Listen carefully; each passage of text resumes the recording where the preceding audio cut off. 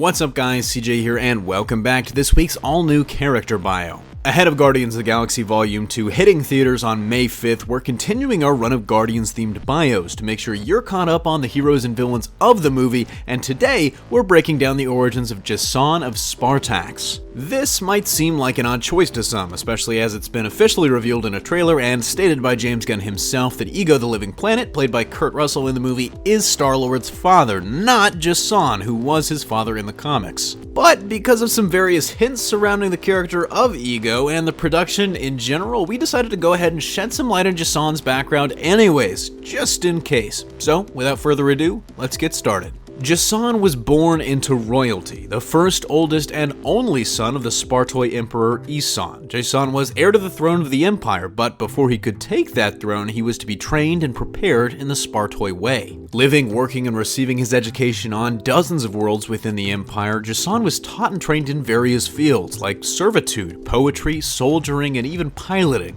After those years of training, he was very nearly ready to ascend to the throne. However, after some intergalactic political intrigue involving an assassination attempt at a Shi'ar Spartoi wedding, Jason was thought to be involved and was exiled from the Empire for a crime he didn't commit. However, as a war between Spartax and the Origuan Confederacy loomed, his father eventually recalled him to fight. On his way back home, though, his ship crashed on Earth, where he was found by a human, Meredith Quill, with whom he fell in love and began a relationship. Soon, though, the Spartoi came to collect their prince. Knowing he might never be able to return and wanting to save Meredith the pain of their separation, he wiped her memory, all the while not knowing that she was carrying their child, Peter. Jason returned to his people and successfully waged war against the Origuans, eventually going on to succeed his father as emperor of the Spartoi people. As a ruler, Jason grew to be far from the idealist he was when he was younger, becoming driven, calculated, and ultimately uncompromisingly ruthless. Unmasked for what he was by his own son and the Guardians, Jason was ultimately removed from his throne by a rebellion. In the years since, Jason's become the head of a short-lived criminal empire under the alias of Mr. Knife and is currently trapped in amber in the collection of the infamous Collector himself.